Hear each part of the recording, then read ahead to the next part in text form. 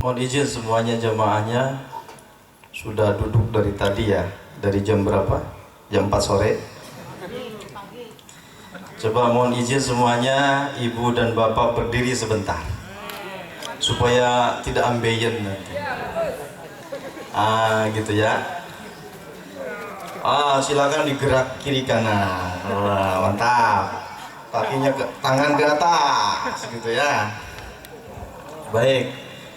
Sekarang berhadapan-hadapan dua-dua. Coba berhadapan-hadapan dua-dua. Nah, dari tadi duduk gak kenal kayaknya. Baik. Yang sebelah tangan saya, yang sebelah kanan saya, ibu-ibu juga sama ikut hadap-hadapan. Nah, tangannya diangkat yang kanan. Baik, yang kanan terus simpen di pundak temannya yang di depan. Ya, baik, yang kanan saya dulu, pijit-pijit silakan ininya pundaknya. Nah, gitu. Dua-dua ya. Baik, turunkan seorang satu, yang satu masih di pundaknya, tangannya masih di pundaknya satu. Ayo, yang satu orang yang sebelah kanan masih, nah gitu, siap ya. Baik, sekarang ikuti saya. Katakan bareng-bareng ya, sahabatku. Terima kasih ya. Terima kasih ya. Sudah menemani aku. Maulidan bersama. Sabar ya. Pegel. Mudah-mudahan sih. Kita semakin cinta Nabi. Ayo bilang satu lagi kawannya. Kawannya sekarang kawannya yang bilang. Sama-sama sahabatku. Aku juga pegel. Tapi ya alhamdulillah. Mudah-mudahan kita semua jadi umatnya Nabi Muhammad. Ayo yang satu lagi jawab lagi sekarang. Iya sahabatku. Sabar ya. Dengerin Ustadz Roni. Belum ceramah. Kalau nanti ngantuk, kasihan beliau. Ngomong sendiri. Sabar ya. Ayo jawab lagi. Iya sahabatku. Kita akan bersabar. Semoga kita dicintai Allah dan Rasulnya. Sudah Pak? Nah, udah pijit-pijit gitu. Sudah ya? Ayo duduk lagi. Nah, gitu. Nah, salah. Ini yang terakhir saya mau nyampein apa ini? Udah habis semua sama Dokter Aji tadi. Taib jamaah rahimakumullah. Alhamdulillah. Assalamualaikum warahmatullahi wabarakatuh. Alhamdulillahi rabbil alamin. Alhamdulillahilladzi arsala rasulahu bil huda wa dinil haqqi liyuzhirahu ala dini kullihi walau karihal musyrikun walau karihal munafiqun walau karihal kafirun. Asyhadu an la ilaha illallah wa asyhadu anna Muhammadan abduhu wa rasuluh. Allahumma shalli ala sayyidina Muhammadin wa ala alihi wa ashabihi ajma'in wa ba'du. Laqad kana lakum fi rasulillahi uswatun hasanah liman kana yarjullaha wal yawmil akhir wa dzakarallaha katsira. Qala sallallahu alaihi wasallam, man ahya sunnati faqad ahabani wa man ahabani kana ma'i fil jannah. Malam ini kita insyaallah ada dalam kasih sayang Allah Subhanahu wa taala, karena kita sedang mengingat sosok manusia terbaik yang diutus Allah untuk mengeluarkan umat manusia dari kejahiliahan perilaku hewani, perilaku binatang. Seandainya tidak ada Islam yang dibawa beliau, tentu kita ini tidak bisa merasakan keagungan ilmu. Jamaah rahimakumullah, Tadi saya diberikan judul oleh panitia bagaimana memelihara warisan Kanjeng Nabi Muhammad. Tapi sebelum itu, sebelum kita berbicara warisan itu tertinggalnya, kita ingin bercerita bagaimana Nabi Muhammad SAW begitu mencintai kita. Cintanya beliau itu bukan di dunia saja, tembus sampai ke akhirat. Bagaimana saat Nabi Muhammad SAW menjelang kematian, wafat beliau, saat itu beliau sakit panas sekali, kepalanya pusing. Beliau berada di pangkuan istri beliau, Siti Aisyah radhiyallahu anha. Beliau merasakan pingsan beberapa kali, saking tingginya panas beliau. Kemudian di samping beliau juga ada Fatimah radhiyallahu anha, putri kesayangan beliau. Tiba-tiba di luar pintu rumah Kanjeng Nabi ada yang mengucapkan salam, Assalamualaikum, Assalamualaikum. Lalu Rasulullah yang baru saja siuman berkata kepada Fatimah, Fatimah, tolong bukakan pintu. Maka Fatimah segera menuju pintu rumah dan kemudian membukakannya. Waalaikumsalam. Fatimah gemetar, Fatimah takut, karena orang yang ada di depan pintu itu tidak berkata apa-apa, cuman melihat saja. Kemudian Fatimah pun segera pulang menghadap, bertemu dengan Nabi. Ya Rasulullah, saya takut dengan orang yang di luar itu, dia tidak bicara, tidak apa. Kata Kanjeng Nabi, suruh dia masuk ya Fatimah. Dialah yang memutuskan segala kenikmatan dunia. Dialah yang memutuskan kenikmatan suami dengan istrinya.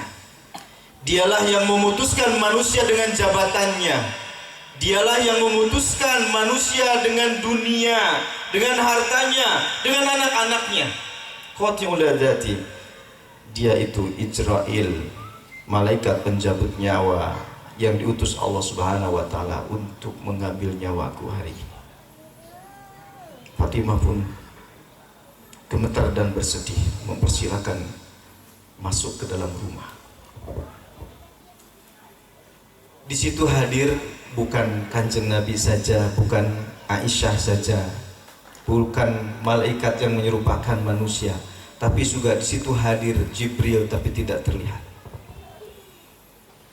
Kalau dalam hadis, banyak hadis Nabi zaman dulu itu terkadang banyak jin atau malaikat itu dikisahkan menyerupai manusia. Ya, kalau Bapak buka kitab Riyadhus Shalihin bab 1 tentang bab iman, itu Nabi sama sahabat sedang kumpul, betul? Tiba-tiba datang bapak-bapak bersih, pakai pakaian putih bersih, rambutnya klimis rapi. Tiba-tiba duduk di depan Nabi Muhammad, dengkulnya diaduin sama dengkulnya Kanjeng Nabi. Lalu beliau bertanya, "Ma huwal Islam ya Muhammad?"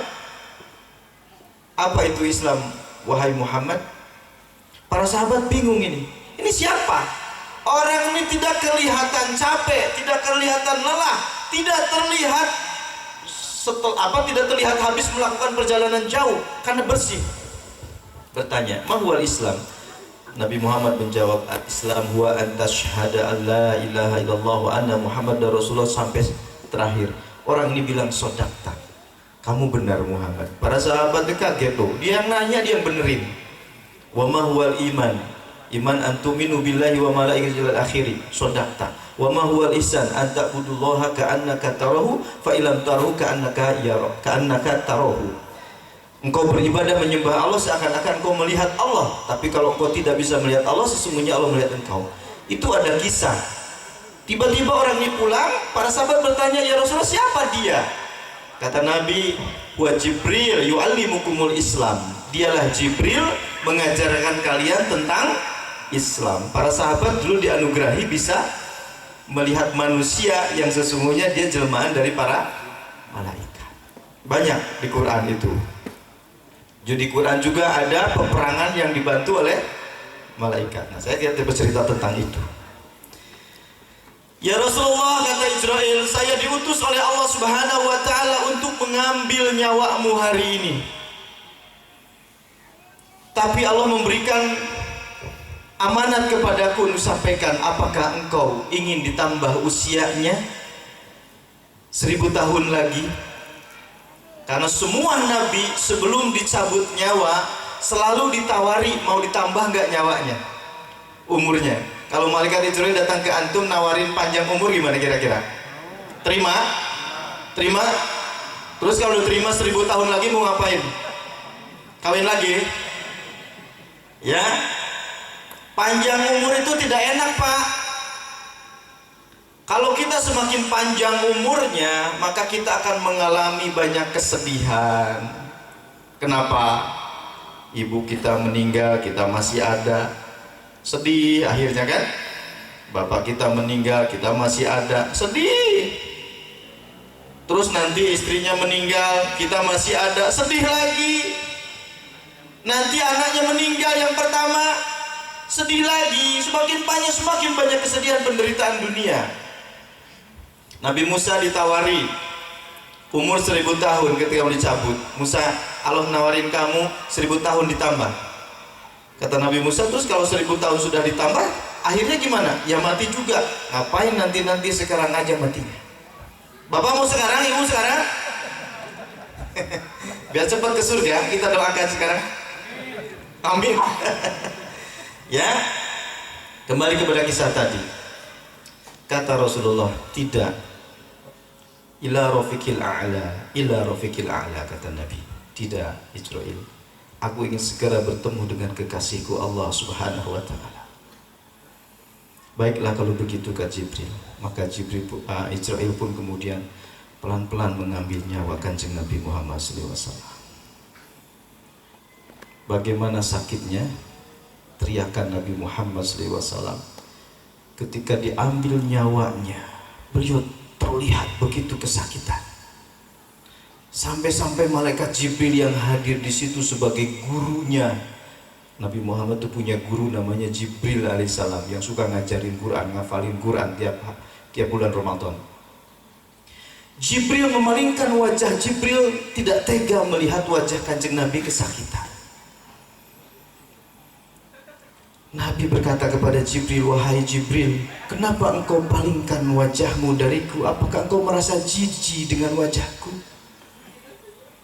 Jibril menjawab, tidak ya Rasulullah, saya tidak tega melihat wajah anda kesakitan ya Rasulullah. Apa kata Nabi?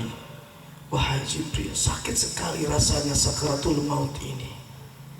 Seandainya aku boleh memohon kepada Allah, cukup saya saja yang merasakan sakit ini. Cukup saya saja yang merasakan sakit ini, Jibril.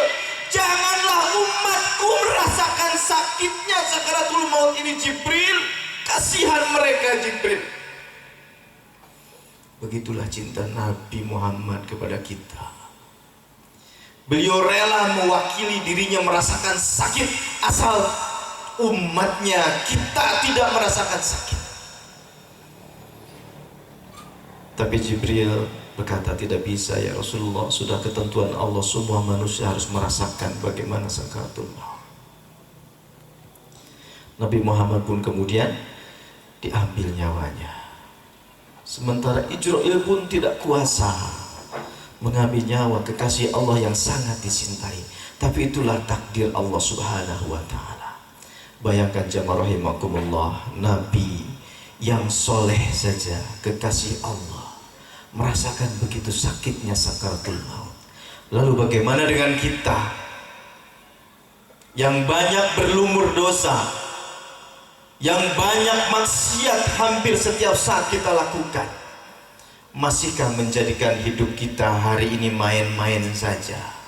Hanya nyari duit, setelah habisin duit, nyari uang, habisin uang, ngumpul-ngumpul harta, dibikinkan rumah, beberapa lama kemudian kita akan tinggalkan.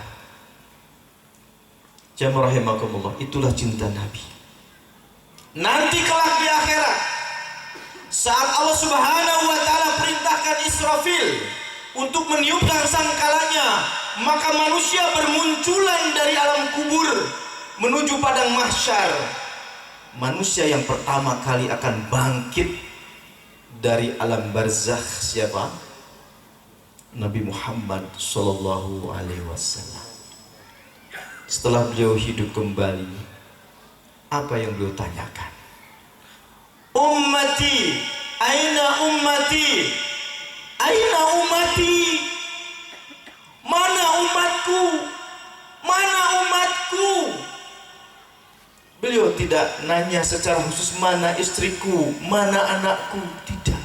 Yang ditanyakan mana umatku. Itulah kecintaan Nabi Muhammad kepada kita. Demikian juga saat menyeberangi jembatan Shiratul Mustaqim yang terbentang di atas neraka Jahanam. Siapa yang pertama kali melintasi sirat itu? Nabi Muhammad sallallahu alaihi wasallam sudah menunggu di sana di ujung surga. Jembatan yang di sana. Beliau menunggu umatnya yang menyeberang satu persatu di jembatan Sirat itu. Apa yang beliau lakukan? Di dalam hadis disebutkan, beliau berdoa kepada Allah, ya Allah, selamatkanlah umatku ya Allah. Ya Allah, selamatkan umatku ya Allah.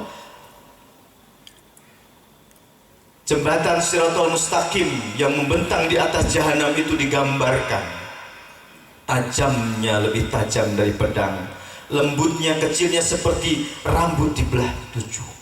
Kalau orang kemudian kepleset, maka kiri kanannya ada pohon yang besar yang dahan-dahannya seperti mirip apa namanya? Kail itu kalau kita mancing itu. Dari besi-besi yang panas naka, sehingga kalau orang terjatuh ke jahanam, belum sampai ke dasar jahanam, tubuhnya sudah hancur terkoyak-koyak. Begitulah gambaran di dalam hadis Nabi Musa. Nabi kemudian di ujung jembatan itu menunggu umatnya, ya Allah, selamatkan umatku ya Rabb, umatku ya Rabb, umatku ya Allah. Begitulah saudara-saudaraku kecintaan Nabi Muhammad kepada kita semua. Bukan di dunia saja.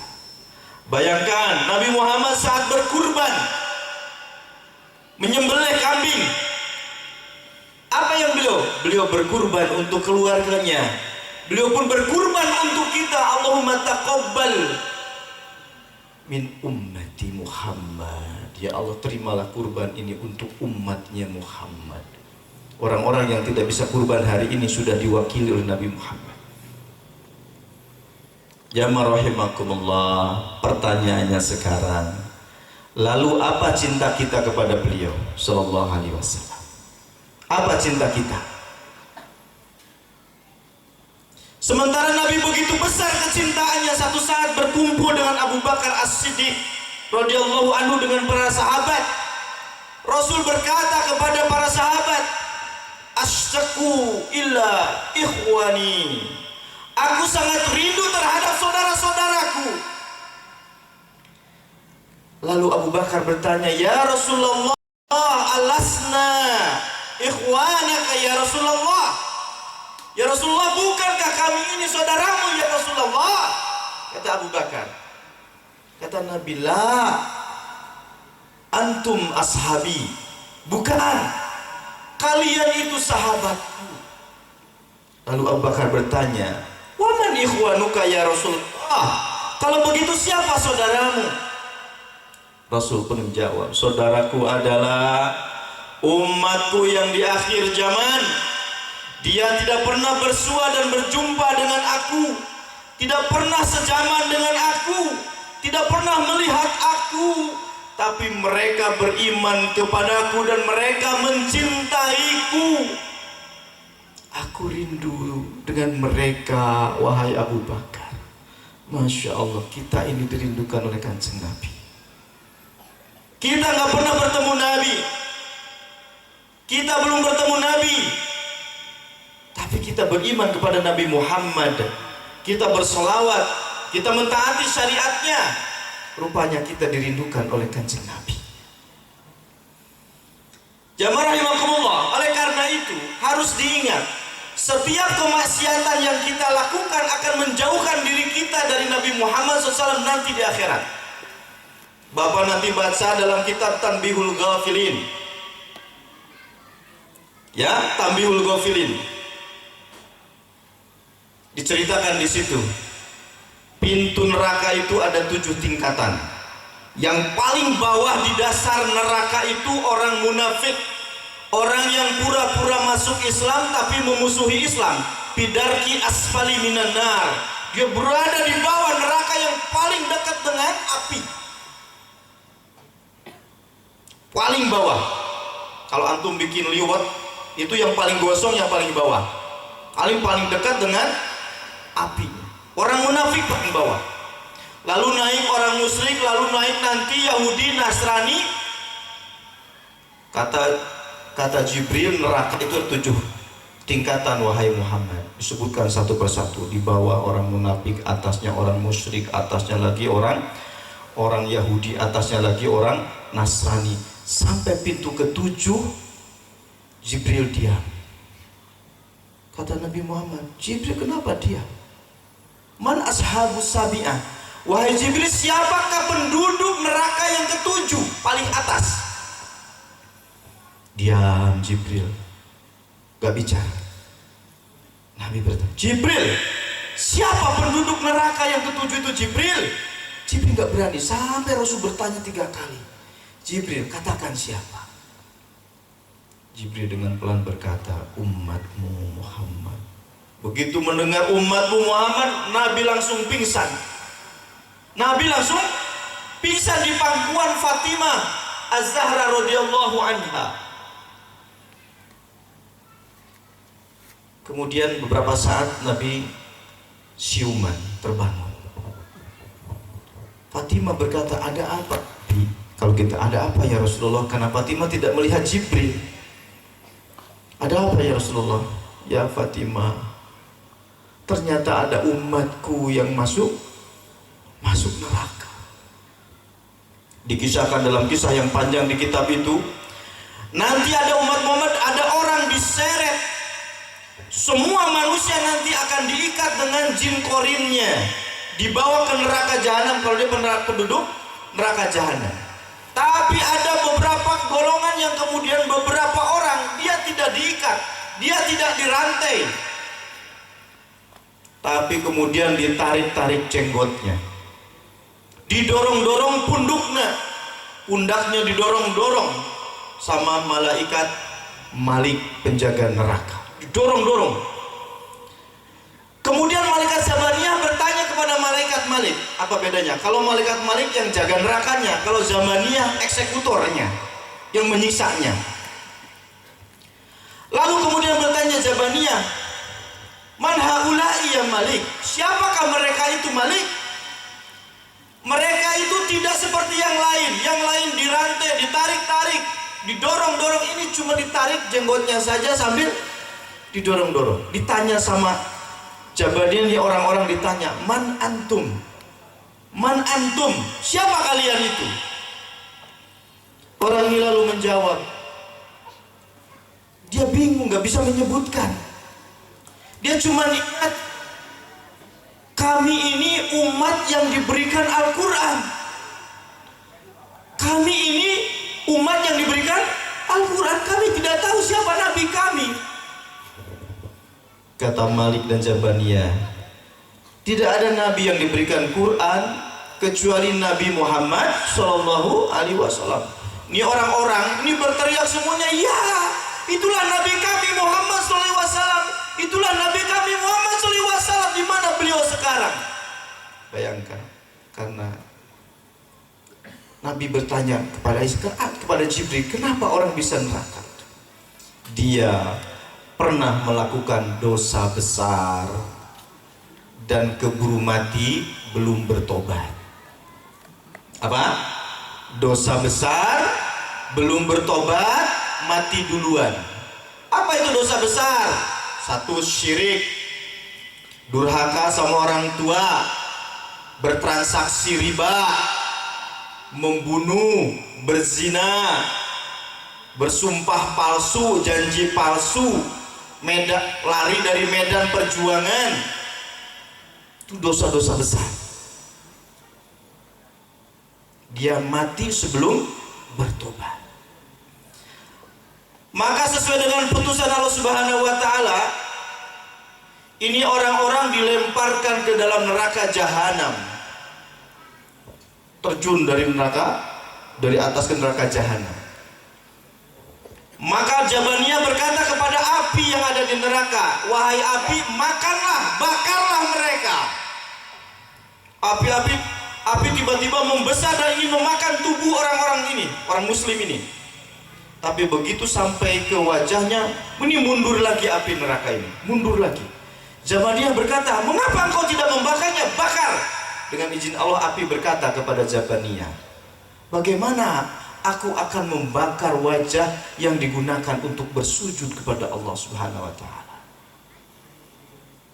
Kalau begitu, bakarlah dadanya. Maka api pun kemudian menyambar dada, tapi dia balik lagi, nggak jadi bakar. Kata Jabaniyah, kenapa kamu nggak membakarnya? Api berkata, bagaimana aku akan membakar perut yang selalu kosong untuk berpuasa? Kata Jabaniyah, tapi kamu diperintahkan Allah Subhanahu wa taala untuk menyiksa siapapun yang masuk ke dalam neraka. Maka api pun kemudian membakar. Jadi orang itu tadinya rupanya ketika dilemparkan semuanya bareng-bareng mengucapkan la ilaha illallah Muhammadur Rasulullah. Jadi ketika dilemparkan itu mereka bareng-bareng mengatakan la ilaha illallah Muhammadur Rasulullah. Mereka disiksa.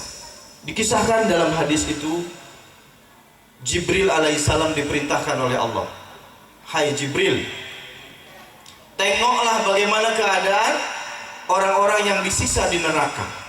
Tentu saja Allah lebih tahu. Maka Jibril pun datang menemui malaikat Malik, penjaga neraka. Ditanyakan, bagaimana keadaan mereka? Dilihat sama inspeksi ini. Orang-orang muslim yang berpelaku dosa besar itu melihat dari neraka ada orang menurut dia yang berbeda dengan malaikat Malik, berbeda dengan Jabaniyah. Ini orang, malaikat Jibril ini kemudian wajahnya lembut, bagus, tidak galak, tidak menyeramkan, bagus. Lalu penduduk neraka bertanya, man huwa, siapa dia itu?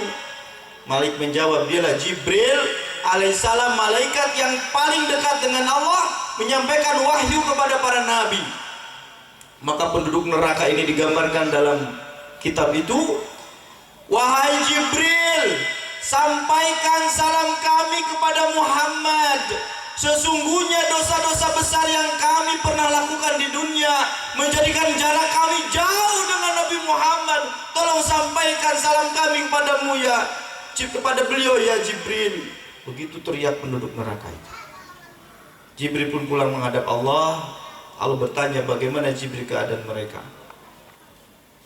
Sangat menyengsarakan ya Allah. Tapi mereka titip salam kepada Muhammad.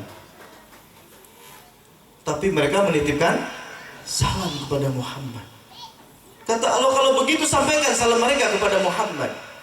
Maka Jibril pun datang ke tempat surganya Nabi Muhammad. Digambarkan di situ Nabi Muhammad tinggal di sebuah surga yang pintunya terdiri dari 4.000 pintu. Beliau sedang duduk. Assalamualaikum, waalaikumsalam. Ada apa Jibril? Jibril bercerita, baru saja saya diutus untuk melihat kondisimu. Ada umatmu yang mau menitip salam, mereka ada di neraka.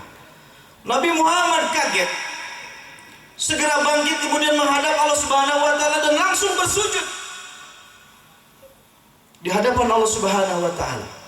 Kata Allah, ya Muhammad, bangkitlah, mintalah apa yang kau ingin minta, aku pasti mengabulkannya. Begitulah kekasih Nabi Muhammad SAW. Nabi pun berkata, ya Allah, Jibril bilang kepadaku bahwa ada umatku di neraka. Mohon izin saya memberikan syafaat kepada mereka. Mohon izin untuk pertolongan mereka. Wahai Muhammad, aku telah berjanji kepadamu untuk memberikan hak, memberikan syafaat. Inilah umat Nabi Muhammad. Maka Nabi Muhammad pun segera datang menemui malaikat dan membebaskan umat Islam yang ada imannya dalam hatinya. Disebutkan di situ kemudian orang-orang ahli neraka ini dimasukkan ke buah sungai, dimandikan, namanya Nahrul Hayawan, sungai kehidupan. Dia dimandikan, setelah gosong, habis dibakar, dimasukkan ke dalam sungai itu. Mereka mandi dan keluar lagi dalam keadaan bersih. Tapi tertulis di sininya Jahanamiyun, alumni Jahanam. Ada yang mau jadi alumni Jahanam? Ada yang mau? Tertulis di sininya. Aduh, malu juga nanti masuk surga ada stempel di sini. Masuk surga tapi ada stempelnya di sini, Jahanamiyun. Stempelnya apa? Alumni neraka Jahanam. Tapi jamaah rahimakumullah, begitulah kecintaan Nabi kepada kita. Nabi Muhammad SAW menyampaikan risalah ini tidak gampang. Makanya sedih sekali kita hari ini ada umat Nabi Muhammad, Masya Allah, menyia-nyiakan hidayah dari Allah ini. Tidak pernah sholat ngakunya umat Nabi Muhammad, tidak pernah puasa ngakunya umat Nabi Muhammad, tidak mau ngaji, tidak mau tolabul ilmi. Dengan saudara bermusuhan hanya karena berbedaan apa? Furu'iyah. Ngaji bukannya semakin mendekatkan persaudaraan, ngaji malah memusuhi saudaranya. Padahal Kanjeng Nabi saja dengan orang kafir, dengan pamannya yang tidak muslim begitu dekat. Bahkan Nabi Muhammad punya pernah mertua yang kafir. Siapa? Abu Sofyan. Abu Sofyan punya putri namanya Ummu Habibah, dinikahi oleh Kanjeng Nabi. Beliau saat itu masih hormat. Ini dengan sesama muslim, hanya berbeda persoalan furu'iyah saja. Ngaji tapi bukannya mempererat persaudaraan, ngaji malah saling bermusuhan. Takbir. Jauh sekali yang nontonnya di sono tuh. Ternyata kedengaran ke sana, alhamdulillah. Ya. Gitu. Ngaji itu harusnya makin dekat, bersaudara. Maju. Ngaji kok malah hasil ngaji malah tidak suka sama tetangga, sama teman itu bukannya ngaji itu. Ya, Masya Allah. Salah kita ngajinya kalau begitu. Nanti jelasin. Kalau nggak jelas sekarang panjang kalau jelas itu. Sampai di mana tadi? Tuh kan lupa lagi sampai di mana tadi? Sampai takbir. Nabi Muhammad itu subhanallah menyebarkan Islam ini tidak mudah. Beliau diutus seorang diri tanpa senjata, hanya berbekal keimanan. Beliau dulu sebelum jadi nabi orang yang sangat disukai oleh masyarakatnya.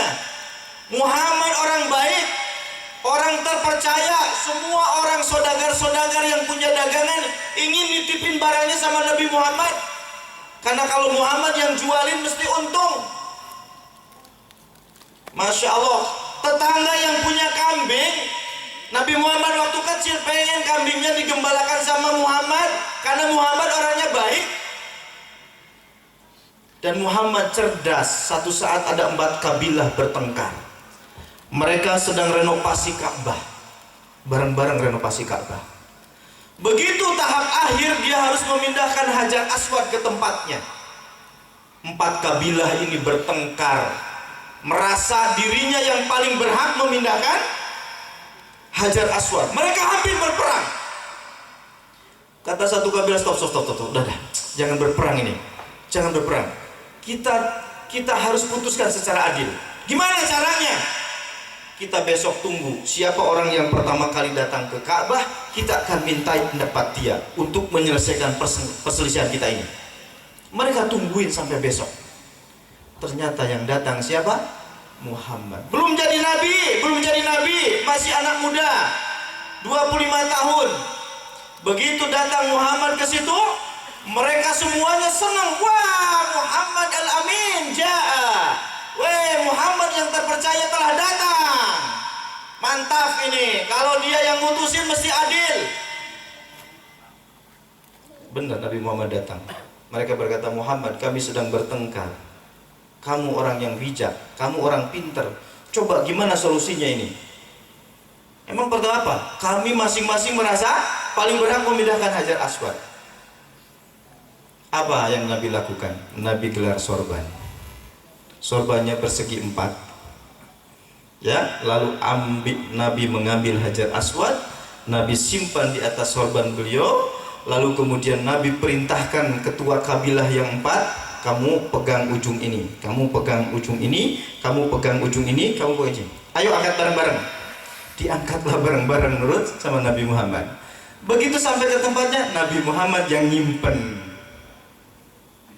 Nabi Muhammad yang punya kehormatan menyimpan. Apa kata orang? Wah, memang Muhammad itu cerdas, pintar, bijaksana.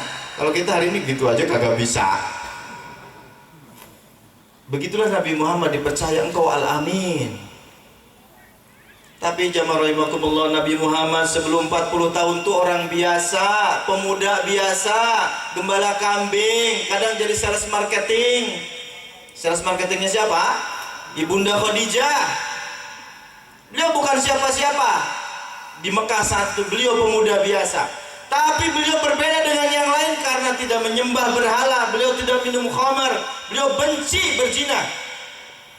Bahkan mendengar lata uja itu beliau sangat benci. Ketika ada pendeta Bukhairo yang tadi Habib sebutkan memanggil, Bukhairo berkata kepada Muhammad yang masih 6 tahun, "Hei gulam, hai anak kecil, bagaimana pendapatmu tentang lata uja, manat dan hubal?" Apa jawaban Nabi Muhammad? Kamu jangan sebut nama itu. Tidak ada nama yang paling aku benci di dunia daripada nama-nama itu. Itu Nabi Muhammad. Nabi Muhammad Damasya satu saat dibawa sama kakeknya, sama pamannya ke tempat hiburan. Ada tari-tarian, ada maboknya. Nabi Muhammad dibawa. Dengan izin Allah, Nabi Muhammad tertidur ngantuk sehingga tidak pernah menyaksikan kemaksiatan itu. Jaga sama Allah. Begitu Nabi Muhammad. Begitu usia 40 tahun Nabi Muhammad kemudian diangkat jadi Nabi. Diangkatnya sendirian, tidak di panggung, tidak serah terima jabatan, tapi di Gua Hiro sendirian. Pulang dari Gua Hiro ke rumahnya, beliau tertidur karena ketakutan bertemu dengan sosok yang belum pernah bertemu, yaitu Jibril. Berselimutlah, dibangunkan sama Gusti Allah. Ya ayyuhal mudaththir, wahai orang yang berselimut, kum, bangun, bangun, bangun, fa'angdir, berikanlah peringatan kepada manusia. Nabi Muhammad itu bangun, disuruh berdakwah. Kata Allah, wa anzir ashiratakal aqrabin, berikan peringatan, ajak saudaramu yang terdekat, keluargamu yang terdekat. Maka Nabi Muhammad mengenalkan Islam kepada Khadijah. Ya Khadijah, ini Rasulullah. Khadijah percaya karena Muhammad tidak pernah bohong selama dia kenal. Khadijah masuk Islam. Ali yang ada di rumahnya diajak masuk Islam. Abu Bakar tempat bisnisnya diajak masuk Islam. Utsman bin Affan teman bisnisnya diajak masuk Islam. Abdurrahman bin Auf masuk Islam. Sa'ad bin Abi Waqqas masuk Islam. Ini orang-orang kaya, ini orang-orang terhormat, berasal dari kabilah besar. Orang-orang berduit kalau hari ini diajak sama Nabi. Tapi Nabi juga ngajak orang-orang yang miskin. Bilal masuk Islam, Sumayyah masuk Islam, Ammar bin Yasir masuk Islam, Edu masuk Islam. Rasul kumpulkan sahabat itu, yang kecil, yang dewasa, yang tua, yang kaya, yang miskin, dikumpulkan di rumah Arqam. Rasul ajarkan mereka tentang Islam, dikuatkan akidahnya, dipahamkan Islamnya, ngafalin Quran, tengah malam diajak bangun tahajud, bermunajat kepada Allah. Maka berubahlah para sahabat menjadi sosok manusia yang berbeda. Manusia yang tadinya cuma mikirin makan, seks, makan, seks, makan, seks, hari ini sudah berubah berpikir tentang akhirat. Rasul mengajarkan kepada mereka dari mana kita berasal, untuk apa kita hidup di dunia ini, setelah mati kita akan kemana. Rasul tanamkan itu kepada sahabat. Sahabat pun mengerti dari mana dirinya berasal, untuk apa hidup di dunia, setelah mati akan kemana. Dia kalau dagang bukan dunia saja, mikirnya akhirat. Kalau punya duit tidak mikir dunia aja, mikirnya akhirat. Punya anak, mikirnya bukan dunia saja, tapi akhirat. Pernah dikisahkan dalam hadis, seorang ibu bawa anaknya ke hadapan Nabi. Ya Rasulullah, ini anak saya. Anak saya ini sudah bisa naik kuda. anak saya ini sudah bisa memanah, membawa tombak dan memainkan pedang, maka ajaklah anakku ini berjihad bersamamu ya Rasulullah. Begitu ibu ini. Kalau sekarang gimana ibu-ibu? Jangan ngaji ya, nanti ustadznya teroris. Jangan ngaji ya, nanti ustadznya radikal. Jangan ngaji ya, nanti ustadznya ustadz sesat bid'ah. Gimana anakku ngaji, labul ilmi ditakut-takuti.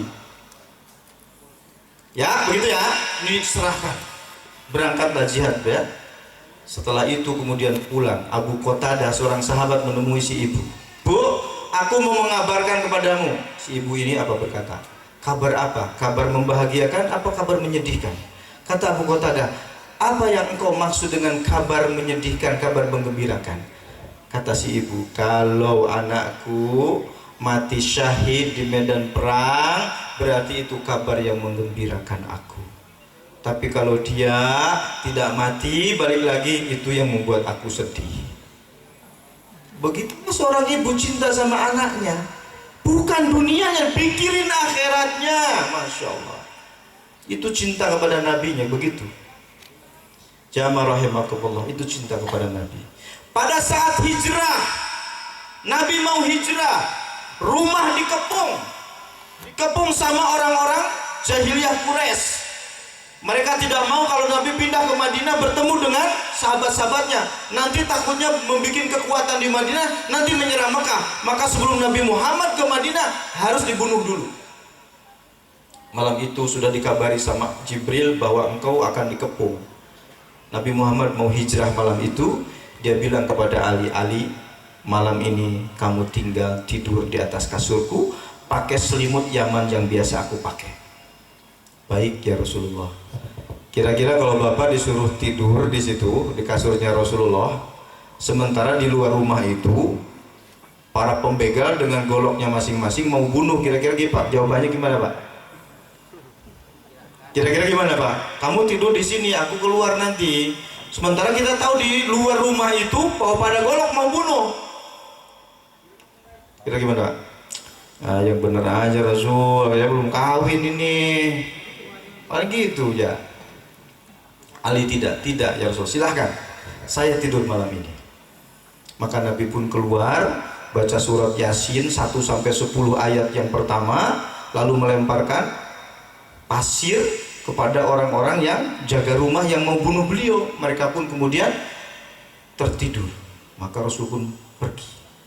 Pergi kemana? Menemui Abu Bakar As-Siddiq. Subhanallah, Abu Bakar As-Siddiq sudah menyiapkan 3 kuda. Menyiapkan 3 kuda buat Rasul, buat Abu Bakar, sama siapa itu? Pembantunya. Abu Bakar sudah apa?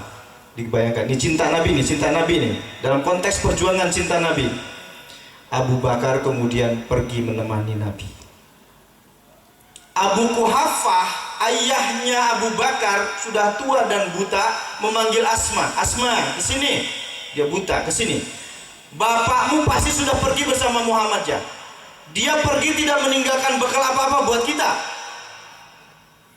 Asma melihat bapaknya ketakutan, kakeknya.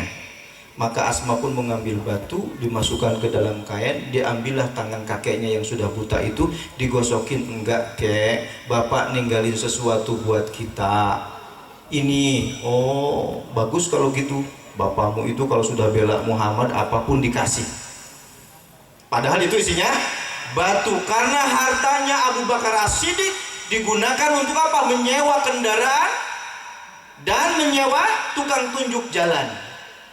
Padahal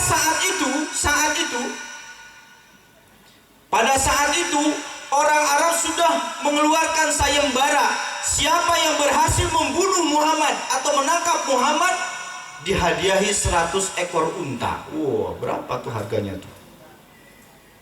Bayangkan, Abu Bakar menyewa tukang kain petunjuk jalan, itu orang musyrik. Tapi orang musyrik ini nggak mau membocorkan rahasia perjalanan Nabi. Mengapa? Karena bayaran yang diberikan Abu Bakar lebih besar dibanding harga 100 ekor unta. berapa harta Abu Bakar dikeluarkan untuk menjaga Nabi. Dulu begitu Nabi, begitu para sahabat. Satu saat kemudian masuklah ke Gua Sur. Apa bilang Abu Bakar kepada Rasulullah? Ya Rasulullah, tunggu sebentar, saya masuk, saya akan bersihkan dulu ya dalam gua sebelum Anda masuk. Abu Bakar pun membersihkan. Lalu Abu Bakar keluar. Setelah itu apa? Abu Bakar tiba-tiba masuk lagi. Ada apa Abu Bakar? Lupa Rasul, ada satu lubang yang belum saya bersihkan.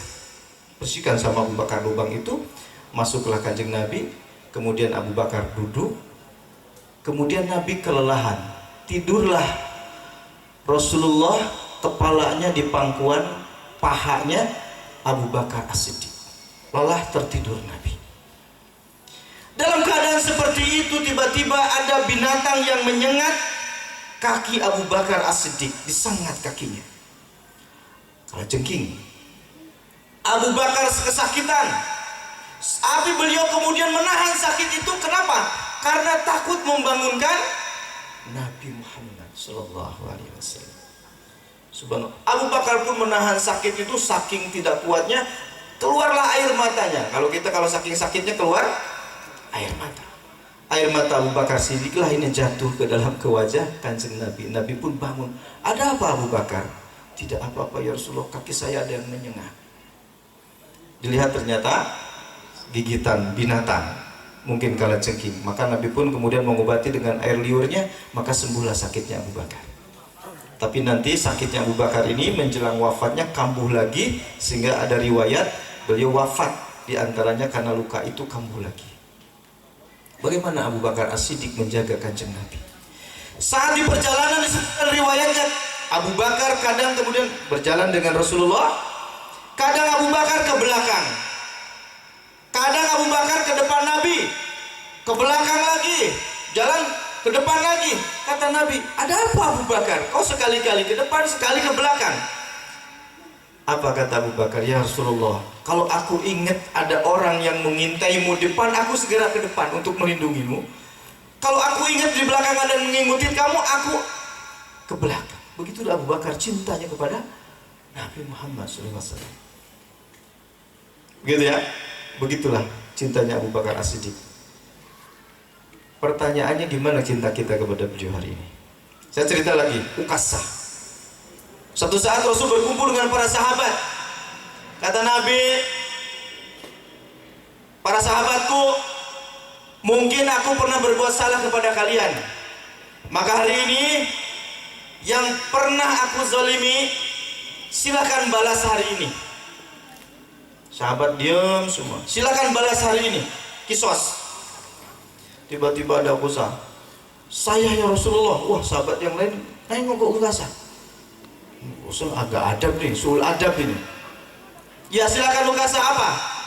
Rasul, waktu itu Rasul sedang naik unta. Rasul tidak tahu saya ada di belakang. Rasul pecutkan itu ke unta, tapi kena saya, tubuh saya kesakitan. Rasul tidak tahu. Gitu kata Rasulullah. Ya kalau begitu silakan cambuk saya ya Ukasah. Baik Rasul. Sahabat Umar sudah marah. Awas lo Ukasah, kemarin gitu ya. Ukasah ini kurang adab kata Umar. Ya, sama Nabi berani begitu. Ukasah nggak peduliin Umar. Tapi Rasul, saat saya dipukul itu, saya lagi nggak pakai baju. Berarti Rasul juga harus nggak pakai baju. Rasul yang mulia pun kemudian membuka baju beliau. Nampak tubuh beliau begitu wangi dan putih. Para sahabat sudah marah sama Ukasah. Ukasah ini nggak sopan sama Nabi.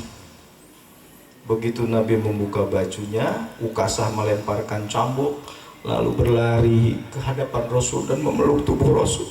Ya Rasulullah, ya Rasulullah, bagaimana saya berani memukul tubuh Anda yang mulia Rasulullah?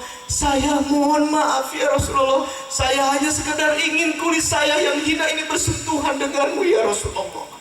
Saya hanya ingin bersentuhan kulit yang hina ini ya Rasulullah. Dipeluklah tubuh Kanjeng Nabi sama Ukasah. Kata Nabi, lihatlah para sahabatku, kecintaan Ukasah kepadaku. Begitulah dulu betapa indahnya kehidupan para sahabat dengan Kanjeng Nabi. Tapi hari ini kita tidak bertemu dengan Kanjeng Nabi. Lalu bagaimana kita mengekspresikan kecintaan kita kepada Nabi selain kita bersolawat?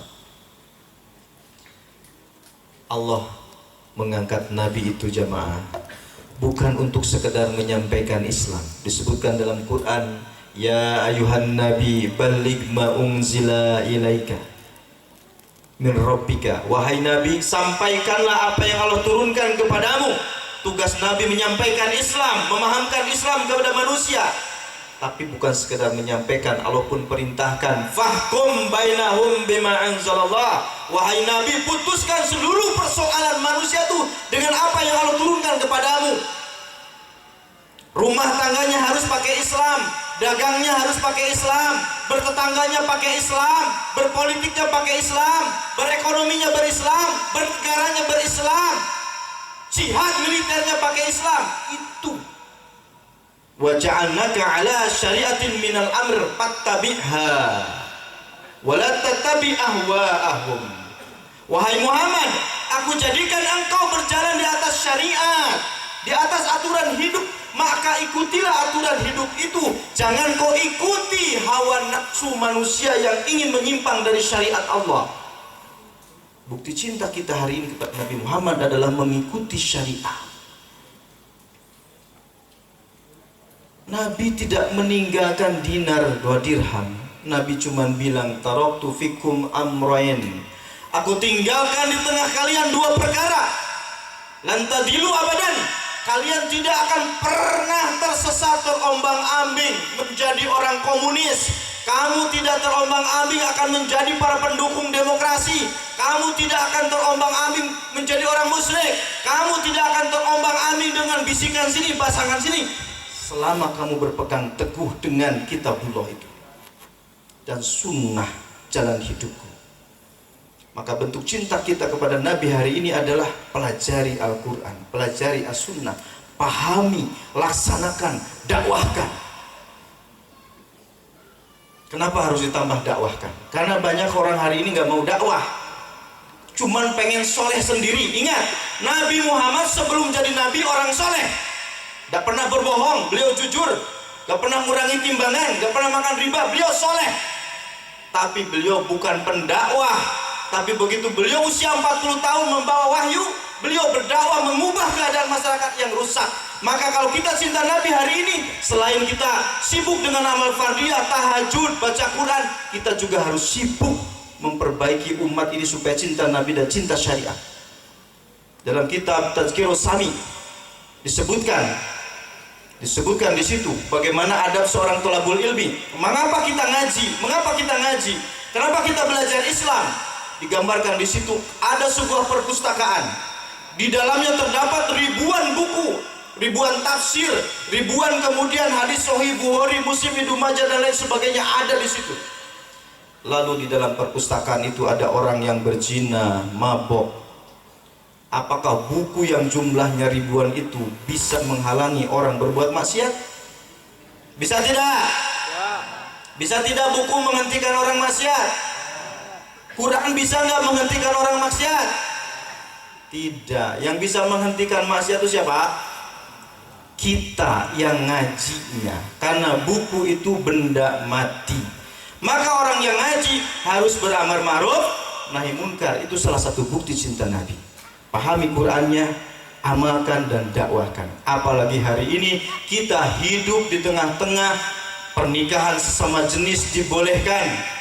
Di Purwakarta ini kemarin ada berita sangat tinggi jumlah LGBT di Purwakarta ini, sangat tinggi. Kemarin ada berita di Detik, sangat tinggi Purwakarta ini. Ya, kemudian apa? Warisan berikutnya sudah malam nih, bisa jam 1 saya. Warisan yang kedua, al-ulama'u warasatul anbiya. Ulama itu adalah pewaris Nabi. Ulama itu pewaris Nabi. Karena Nabi tidak meninggalkan dinar dirham, ulama lah pewaris Nabi. Nabi hanya mewariskan tadi Quran dan Sunnah. Harusnya para ulama, para ustadz itu berdakwah sebagaimana Nabi. Tidak takut menyampaikan kebenaran. Mempelajari la ilaha illallah bukan sekedar dizikirkan, diwiridkan, Karena hidup kita itu untuk mentauhidkan Allah dalam segala hal. Dalam ibadah kita bertauhid pada Allah, berekonomi tauhid kepada Allah, berpolitik, berpemerintahan kita bertauhid kepada Allah. Saya sebutkan satu riwayat, kemarin sudah sampaikan riwayat ini. Satu saat beliau dikumpulkan, satu saat beliau dipanggil oleh paman-paman beliau. Kumpul di situ sebuah paman. Ada Abu Thalib, ada Abbas, ada Hamzah, ada Abu Jahal, Abu Lahab, ngumpul di situ di Mekah. Nabi Muhammad ditanya oleh paman-pamannya. Abu Bakar As-Siddiq, siapa? Abu Thalib bertanya, "Ya ibna akhi, wahai keponakanku, mana turid min kaumika? Apa yang engkau inginkan dari kaummu itu dengan apa yang kamu bawa?" Apa kata Nabi Muhammad? "Ya ammi, la uridu illa kalimatan wahidatan." Wahai pamanku, aku tidak menginginkan apa-apa kecuali satu kalimat saja. Kalimatan wahidatan, kata Abu Thalib. Satu kalimat, apa yang kau maksud? Yaquluna la ilaha illallah. Paman dan bangsa Arab harus mengucapkan la ilaha illallah, tadinul arabu wa tuadidul al-azami al-jizyata.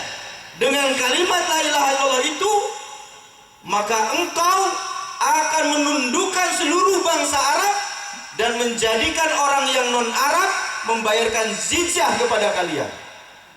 Jadi la ilaha illallah bukan sebatas dan tapi bagaimana kata Nabi, dengan la ilaha illallah itu kalian akan menjadikan seluruh bangsa Arab tunduk kepada kalian dan non-Arab akan menunaikan jizyahnya kepada kalian. Jizyah itu adalah harta yang diserahkan dari non-muslim kepada pemerintah yang menerapkan hukum Islam. Jadi sejak awal Nabi Muhammad itu mencanangkan agar Islam itu bisa diterapkan dalam kekuasaan, sehingga ekonominya Islam, peradilannya Islam, pemerintahannya Islam, rumah tangganya Islam, pergaulannya Islam diterapkan dalam sebuah negara. Sejak awal di Mekah beliau sudah begitu visi misinya. Maka jangan heran ketika beliau mendapatkan tantangan dakwah, disebut orang gila, disebut orang tersihir, orang sesat, bahkan Nabi mau dibunuh.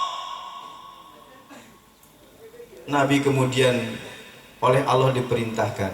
Nabi sudah sempit nggak? Walaqad na'lamu anna yadika sadruku bima yaqulun. Kata Allah, aku tahu bagaimana dadamu Muhammad menjadi sempit disebabkan perkataan mereka. Rasul sebagai manusia punya perasaan, diomongin tetangganya, diomongin paman-pamannya, bakal disebut dituduh orang gila, kena juga hatinya, sempit hatinya. Maka Allah kemudian apa? Panggil Nabi Muhammad, wa minal laili fatahajjad bihi nafilatan lak. Dan dari sebagian malammu Muhammad, bangunlah kamu untuk bertahajud. Asa ayab'asaka rabbuka maqaman mahmuda. Mudah-mudahan dengan tahajud itu Allah akan membangkitkan kamu dalam posisi maqam yang terpuji. Kemudian dalam tahajud itu Allah mengajarkan doa kepada Nabi Muhammad. Apa doanya? Wa qur rabbi adkhilni mudkhala sidqi wa akhrijni mukhraja sidq waj'alni min ladunka sultanan nasira. Katakan Muhammad dalam doamu tahajud itu, ya Allah, keluarkanlah aku dari tempat yang keluar yang benar dan masukkanlah aku ke tempat masuk yang benar. Waj'alni min ladunka sultanan nasira, dan jadikanlah, berikanlah kepadaku sultanan, kekuasaan, nasira yang menolong. Ibnu Qatadah mengatakan sultanan nasira adalah, disebutkan oleh Nabi, disebutkan dalam tafsir, annahu ya'lamu annahu la taqata lahu bihadzal amri. Nabi Muhammad sadar bahwa tidak mungkin beliau bisa menegakkan Islam, tidak mungkin bisa menyebarkan dakwah Islam kecuali beliau memiliki kekuasaan. Kekuasaan yang menolong kitab Allah, hududullah, hukum-hukum Allah. Begitu kata Imam Qatadah. Maka Rasul pun kemudian Allah berikan kekuasaan melalui para tokoh Madinah yang masuk Islam, menerima beliau yang menjadi kaum Ansor. Maka Rasul pun hijrah ke Madinah, lalu Rasul menerapkan Islam secara sempurna di Madinah, bahkan menyebarkan dakwah Islam ke luar negeri dengan dakwah dan jihad fisabilillah. Maka subhanallah, dengan izin Allah, Jazirah Arab semuanya dipimpin oleh Nabi Muhammad SAW. Musuh-musuh yang tadinya sangat menakutkan mau membunuh Nabi, terutama orang Mekah, takluk melalui Futuh Mekah. Maka saat Rasul wafat, seluruh jazirah Arab sudah tunduk dalam kekuatan Islam Nabi Muhammad SAW. Maka Nabi Muhammad pun wafat. Setelah wafat apa? Sebelum wafat Nabi sudah berkata. Apa perkataannya? Ini closing bentar insyaallah. Kanat Banu Israil tasusuhumul anbiya. Dahulu kata Nabi, Bani Israel, orang Yahudi itu, urusan mereka itu dipimpin dan diurusi oleh para nabi. Urusan apapun diurus oleh nabi. Kulama halakan nabi, setiap satu nabinya meninggal, ata nabi, datang nabi baru, diganti lagi sama nabi. Tapi kata nabi, fa innahu la nabiyya ba'di. Tapi setelah meninggalku, setelah aku meninggal, tidak akan ada nabi lagi yang ngurusi kalian. Fayakunu khulafa'u fayaksurun, kata nabi. Tapi akan banyak para khalifah yang akan ngurusi urusan-urusan kalian. Makanya Nabi Muhammad wafat pada bulan apa? Nabi Muhammad wafat bulan apa? Bulan Rabiul. Jadi kita ini sedang memperingati dan apa kewafatan. Ingat Nabi Muhammad itu lahir Rabiul Awal, wafat juga Rabiul Awal, sama Senin juga harinya. Nabi Muhammad meninggal hari Senin. Ya, baru dikuburkan pada hari Rabu setelah duhur. Berarti 3 hari berapa? 3 hari 2 malam jasad Nabi dibiarkan, belum dikuburkan.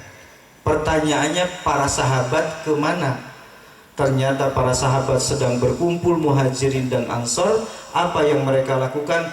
Mereka sedang berdebat, sedang berdiskusi untuk memilih khalifah pengganti Nabi, bukan sebagai Nabi tapi sebagai kepala negara yang tadi kata Nabi akan mengurusi sekalian. Disebutkan riwayat saat Rasul wafat, para sahabat punya tugas: 1, menguburkan mayat Rasul; 2, memberangkatkan pasukan Usamah bin Zaid yang sudah diutus oleh Nabi tapi balik lagi karena Nabi sakit; yang ketiga, harus memerangi orang-orang yang murtad keluar dari Islam; yang keempat, memerangi Musailamah Al-Kadzab yang mengaku Nabi. Jadi ada 4 tugas tuh. Mana dulu yang harus didulukan dari 4 tugas ini? Maka jasad Nabi dibiarkan 3 hari 2 malam. Para sahabat bersibuk selama 3 hari itu, memutuskan memilih dulu seorang khalifah, sampai terpilihlah Abu Bakar As-Siddiq. Maka setelah khalifah Abu Bakar As-Siddiq terpilih, maka pada hari Rabu siang kemudian baru jasad Nabi Muhammad dikuburkan. Artinya apa? Para sahabat bersibuk memilih para khalifah untuk apa? Mengganti pemimpin, yaitu Nabi Muhammad SAW, agar hukum-hukum Islam yang diwariskan oleh beliau tetap bisa dilaksanakan dan dijalankan. Khalifah tugasnya 2. Pertama apa? Khalifah sebagai kepala negara menerapkan hukum Islam secara sempurna di dalam negeri dan melaksanakan jihad fisabilillah ke luar negeri. Hari ini tidak ada pemimpin yang seperti para khalifah. Di dalam negerinya menerapkan hukum Islam, ke luar negerinya membela darah umat Islam yang sedang dizalimi. Pemimpin hari ini tidak ada yang menerapkan Islam dan tidak ada yang melaksanakan jihad. Justru hukum Islam ini malah dituduh memecah belah, dituduh radikal, dituduh ini, dituduh itu. Padahal mereka adalah umat yang mengaku cinta kepada umat Nabi Muhammad, cinta kepada Nabi Muhammad, tapi kenapa tidak cinta kepada ajaran Nabi Muhammad? Oleh karena itu, Maulid Nabi jangan sekedar diperingati. Mari kita kemudian 1, jaga warisan Nabi. Apa? Kitabullah. 2, muliakan ulama akhirat. Jaga ulama, karena ulama seperti bintang di langit.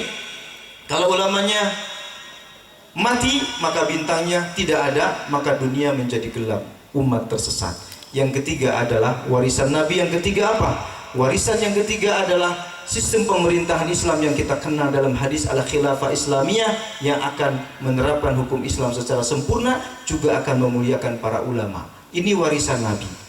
Ini harus dijaga dan ini harus diperjuangkan oleh umat Islam yang mengaku cinta kepada Nabi Muhammad SAW.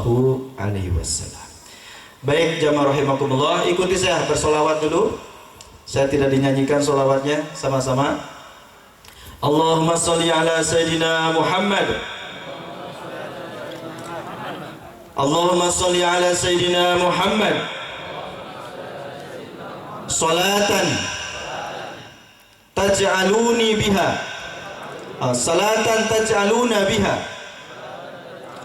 min ahlil ilmi zahiran wa batinan wa tahsyuruna biha bi ibadika salihin fi dunyana wa ukhrana wa ala alihi wa sahbihi wa sallim. Allahumma salli ala Sayyidina Muhammad salatan tuballighuna hajja baitikal haram wa ziyarata qabri nabiyyikal karim wa ala alihi wa sahbihi wassalim. Akhirul kalam, wassalamualaikum warahmatullahi wabarakatuh.